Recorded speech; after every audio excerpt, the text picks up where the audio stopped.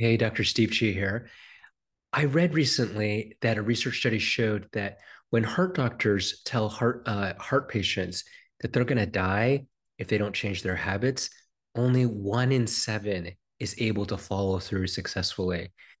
So, as a physician, I've certainly seen how hard it is for people to make change. And maybe you yourself know if you've ever tried changing a health behavior or any long-standing behavior, you know it isn't easy to do it.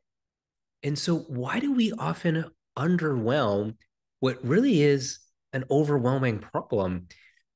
First off, we may not even realize that we're underwhelming it. I mean, it's only after we realize that we haven't been able to make a budge on what we're trying to change do we realize that maybe actually that we need to try a different way. But secondly, this dynamic really boils down to one thing: asking for and receiving support to learn something new. And yeah, this is something that children do. And really, most adults have learned and developed behaviors so they don't have to ask for and receive support. And honestly, that's part of what becoming an adult is, to learn how to do that.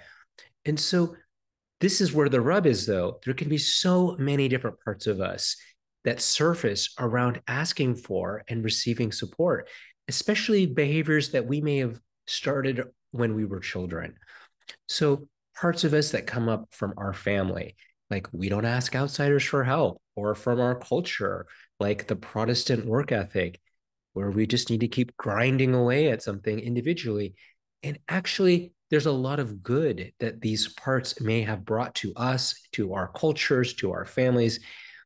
And really, whatever the case may be, the key is firstly acknowledging and beginning to get to know these parts of us that may be reacting to opening up and receiving support to learn something new. And they're trying to help us and protect us for a good reason.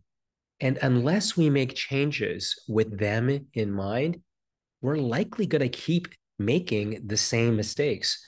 And so, a big key is to begin with building that relationship with them.